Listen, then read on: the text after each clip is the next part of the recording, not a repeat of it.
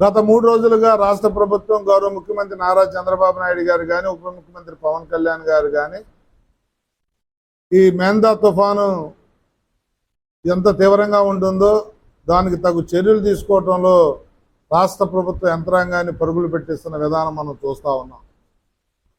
ముఖ్యమంత్రి దగ్గర నుంచి విలేజ్ సెక్రటరీ విఆర్ఓల వరకు అందరూ కూడా యంత్రాంగం కానీ పొలిటికల్ లీడర్స్ కానీ ఎన్డీఏ కూటమిలో ఉన్న నాయకులు, మంత్రులు కానీ, ఎంపీలు, ఎమ్మెల్యేలు, కార్పొరేషన్ చైర్మన్లు, మండల పార్టీ అధ్యక్షుల దగ్గర నుంచి విలేజ్ల్లో సర్పంచ్ల వరకు అందరం కూడా గత 2 రోజుల నుంచి రోడ్ల మీదే ఉన్నాం.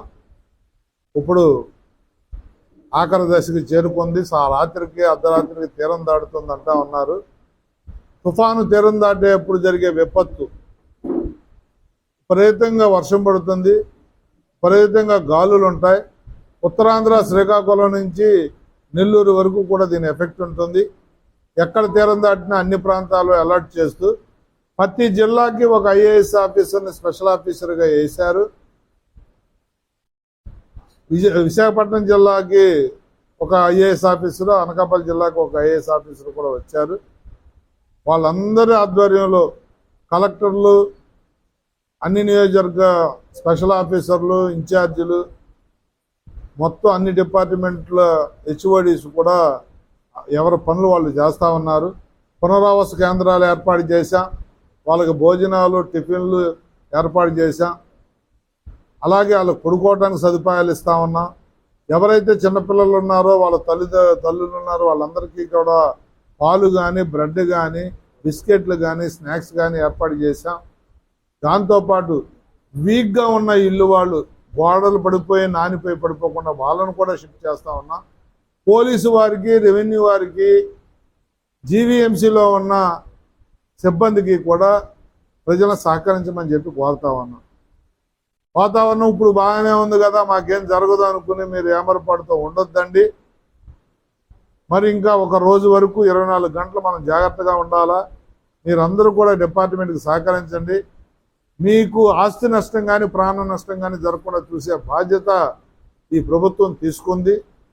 మేము కూడా రోడ్ల మీదకి వచ్చి ఉదయం 6 గంటల నుంచి తిరుగుతున్నాము అంటే తుఫాను తీరం దాటి వర్షాలు తగ్గే వరకు కూడా మేము రోడ్ల మీదే ఉంటాం.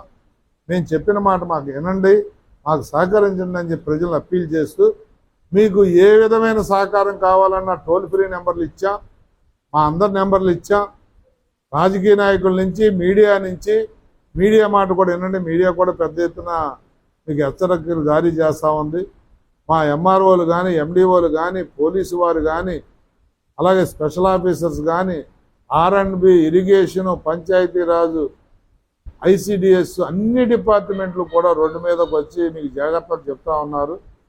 వారి సూచనలు, సలహాలను పాటించమని చెప్పి కోరుతూ మీకు ఏ విధమైన నష్టం జరగకుండా చూసే బాధ్యత మాది. ఒకవేళ నష్టం జరిగిన పంట నష్టం కానీ, ఇతరత్ర ఇల్లు నష్టం కానీ జరిగితే అంచనాలు వేసి వాటికి తగు ప్రతిఫలం కూడా మీకు ఇచ్చే ఏర్పాట్లు కూడా చేస్తాం. తప్పకుండా మాకు సహకరించమని చెప్పి కోరుతూ ఇది ఒక విపత్తు. ఈ తుఫాను ఒక భయంకరమైన తుఫాను. దీన్ని తట్టుకుని మనం నిలబడాలంటే ప్రజలు అప్రమత్తంగా ఉండాలి. అధికారులకి మాకు సహకరించాలని చెప్పి మరోసారి విజ్ఞప్తి చేస్తూ మనకి అన్ని రకాల సదుపాయాలు ఉన్నాయండి. మీరు ఫోన్ చేసిన వెంటనే అటెండ్ అయ్యే యంత్రాంగం కానీ మేము కానీ ఉన్నాం. తప్పకుండా మా సేవలను వాడుకోమని చెప్పి కోరుతాం.